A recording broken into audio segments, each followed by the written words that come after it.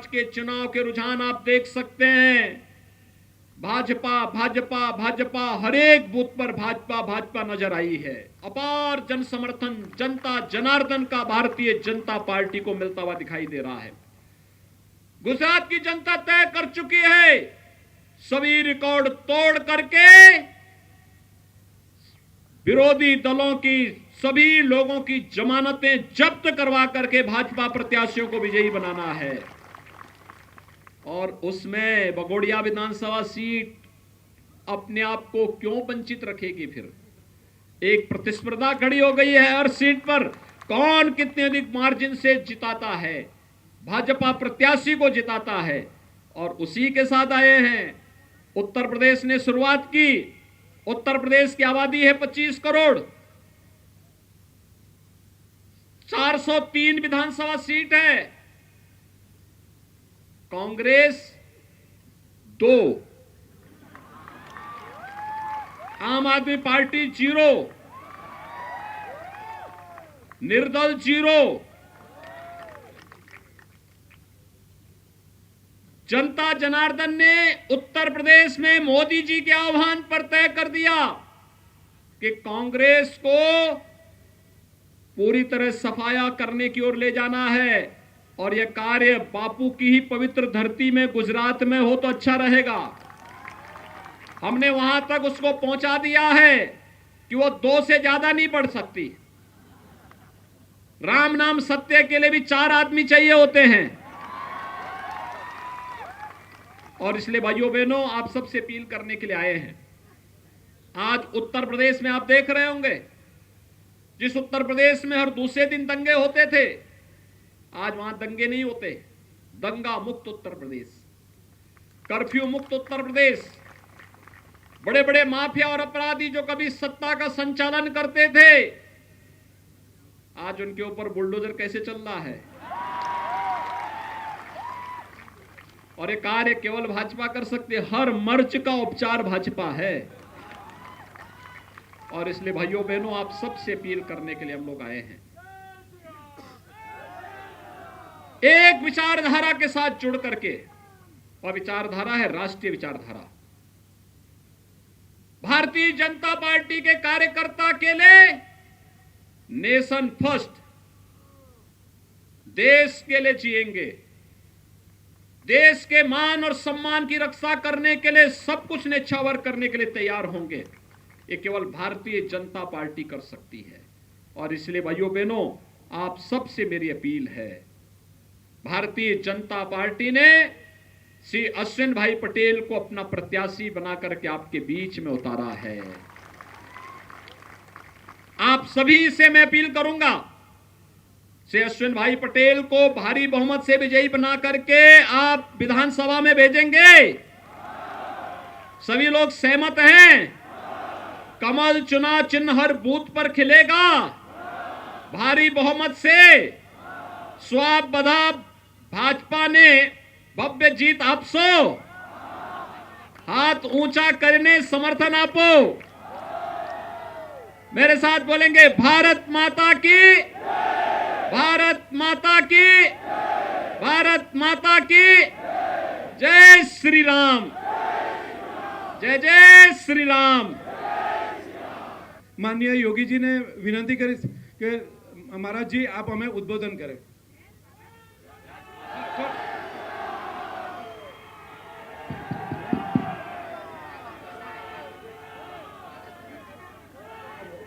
हो गया, बात में करना।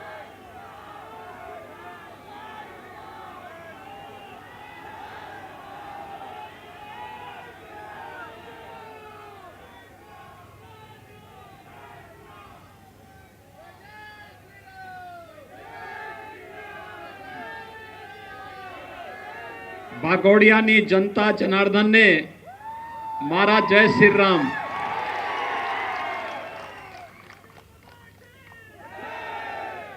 मंच पर उपस्थित भारतीय जनता पार्टी के वरिष्ठ नेता,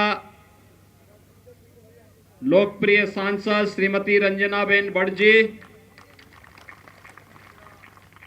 लोकप्रिय प्रत्याशी अश्विन भाई पटेल जी, प्रभारी श्री पराक्रम सिंह जडेजा जी, महामंत्री श्री कल्पेश भाई पटेल जी, श्री राजेंद्र भाई पटेल जी, श्री निनेश भाई, श्री संजय भाई पटेल जी, श्री सुरेश भाई पटेल जी, श्री राजू भाई अलवा जी और भारी संख्या में उपस्थित भारतीय जनता पार्टी के सभी पदाधिकारी और वागोड़िया विधानसभा क्षेत्र से जुड़े हुए सभी उपस्थित भाइयों बहनों, मैं आप सबको उत्तर प्रदेश से यहां पर विशेष रूप से अभिनंदन करने के लिए आया हूं। भाइयों बहनों, यहां के बारे में मान्यता है कि उत्तर प्रदेश में ही जन्मे, त्रेता युग में मर्यादा पुरुषोत्तम भगवान श्री राम को उस समय के राक्षसी प्रवृत्ति के खिलाफ लड़ने के लिए प्रेरित करने वाले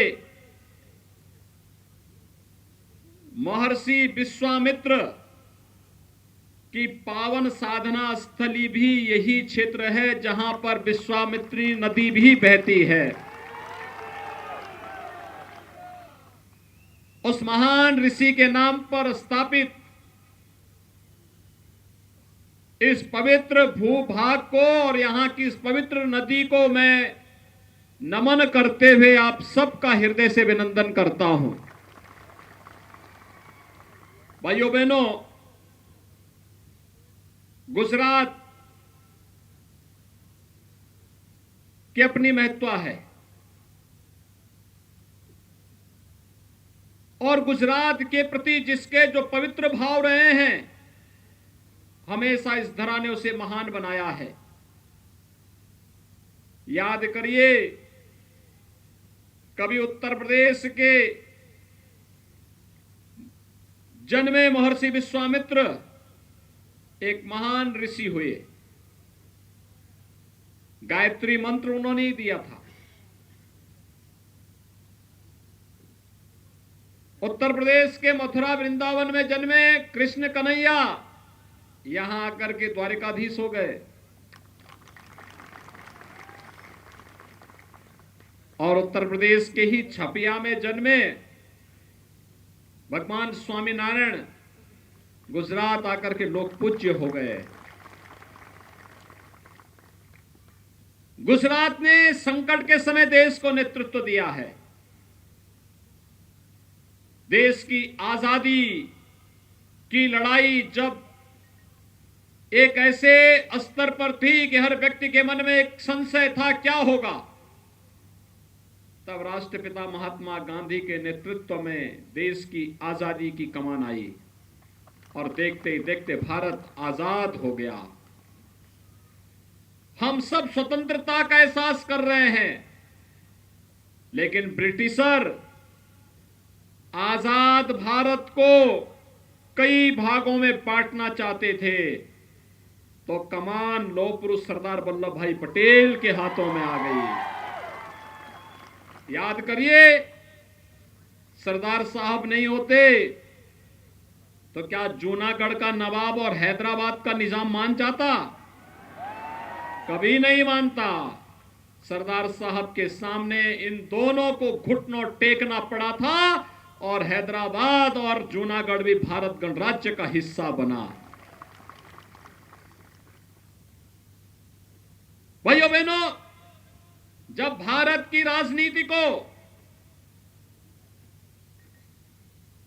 कांग्रेस ने अपने भ्रष्ट कारनामों के कारण अविश्वास और अराजकता का प्रतीक बना दिया था, तब गुजरात की ही माटी के सपूत, गुजरात गौरव के प्रतीक, उस समय के लोकप्रिय मुख्यमंत्री श्री नरेंद्र भाई मोदी को गुजरात ने भारत की कमान सौंपने के लिए भेजा और आज मोदी जी के नेतृत्व में भारत एक भारत श्रेष्ठ भारत बन रहा है। आज का दिन तो बहुत महत्वपूर्ण है। आज गुजरात में पहले चरण के मतदान हुए हैं। रुझान बताते हैं कि भारतीय जनता पार्टी सारे रिकॉर्ड तोड़ करके भारी बहुमत से फिर से सरकार बनाने जा रही है। और आज ही के दिन G20 के वे देश जिनका दुनिया के 80% संसाधनों पर अधिकार है, उसकी कमान प्रधानमंत्री मोदी जी के हाथों में आई है। भाइयों बहनों, ये गुजराती नहीं, पूरे भारत के गौरव का है विषय है। आजादी के अमृत महोत्सव वर्ष में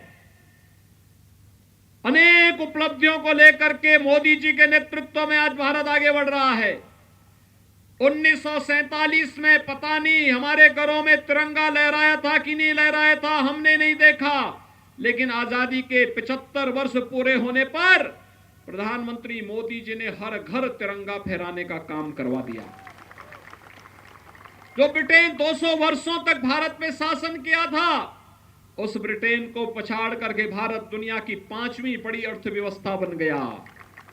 और आज G20 के देशों की कमान भी प्रधानमंत्री मोदी जी के हाथों में आ गई। दुनिया के वे 20 बड़े देश जिनका दुनिया के 80% संसाधनों पर अधिकार है, दुनिया के अंदर शांति, सौहार्द, संतुलन और समृद्धि का मार्ग कैसे प्रशस्त होना है, अगले 1 वर्ष तक मोदी जी के नेतृत्व में तय होगा।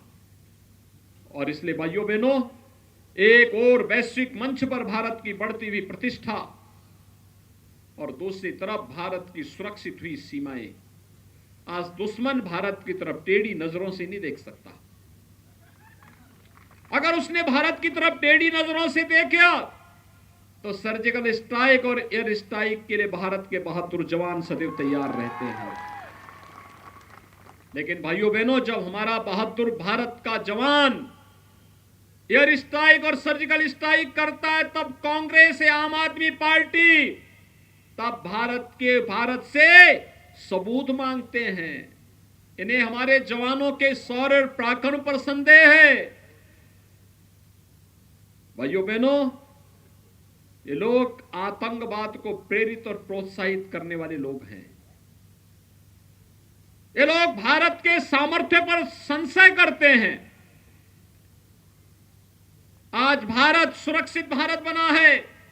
याद करिए, 20 वर्ष पहले गुजरात दंगा मुक्त और कर्फ्यू मुक्त हुआ। आज भारत आतंकवाद और नक्सलवाद से मुक्त हुआ है। प्रधानमंत्री मोदी जी का यशस्वी नेतृत्व आतंकवाद और नक्सलवाद से मुक्त हुआ भारत। मैं भी रंजन बैंड का भाषण सुन रहा था, कैसे संकट में सरकार को अपनी जनता के साथ खड़ा होना चाहिए। कोरोना महामारी उसका उदाहरण है। फ्री में टेस्ट, फ्री में उपचार, जहां बीमार वहीं उपचार,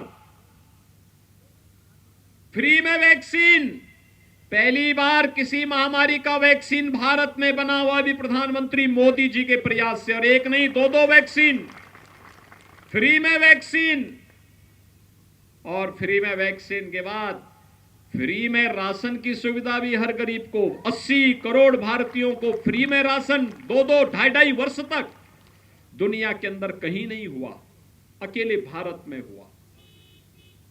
भाइयों बहनों, संकट का साथी ही सही साथी होता है, और नहीं तो कांग्रेस और आम आदमी पार्टी तो अवसरवादी है। आपने देखा होगा कोरोना कालखंड में कहीं नहीं दिखाई दिए, कहीं नहीं दिखाई दिए। दिल्ली में आम आदमी पार्टी ने तो पानी के कनेक्शन काट दिए थे, बिजली के कनेक्शन काट दिए लोगों के, हॉस्पिटल की एक एक बेड को बेच रहे थे। क्या उम्मीद करेंगे इन लोगों से? और आस्था का सम्मान कैसे होना चाहिए भाइयों बहनों? अयोध्या में भगवान श्री राम का भव्य मंदिर का निर्माण, कांग्रेस इसमें आड़े आ रही थी। प्रधानमंत्री मोदी जी की दृढ़ इच्छा शक्ति और सूझबूझ के कारण आज अयोध्या में भगवान राम के भव्य मंदिर का निर्माण हो रहा है। भाइयों बहनों,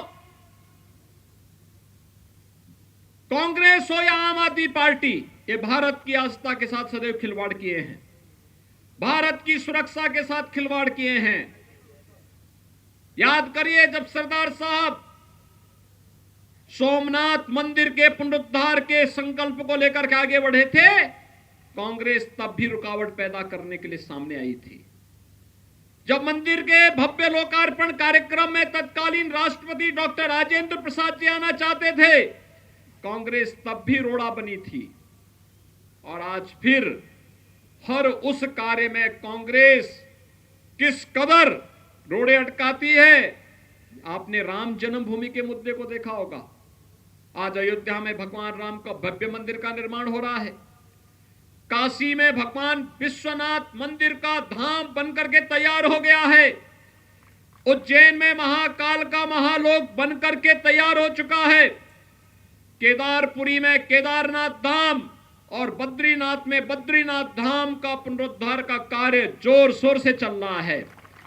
और द्वारिकाधीश का भव्य धाम भी एक नए रूप में सज संवर रहा है।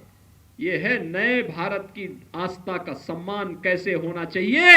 यह एक भारत श्रेष्ठ भारत के प्रधानमंत्री मोदी जी के संकल्प के साथ आगे बढ़ रहा है। और भाइयों बहनों, मैं यही आपसे पूछने के लिए आया हूं, क्या कांग्रेस कश्मीर से धारा 370 हटा पाती? क्या अयोध्या में राम मंदिर का निर्माण कांग्रेस करा पाती? क्या कांग्रेस आतंकवाद और नक्सलवाद से मुक्त भारत दे पाती? भाइयों बहनों, जब ये कुछ नहीं कर सकते तो इनको वोट क्यों देना है? दूसरा, सरकार पार्टी बनाती है, कोई इंडिपेंडेंट और निर्दल व्यक्ति नहीं बनाता है। इस बात को नोट करना। सरकार पार्टी बनाती है। भारतीय जनता पार्टी एक राष्ट्रीय दल है।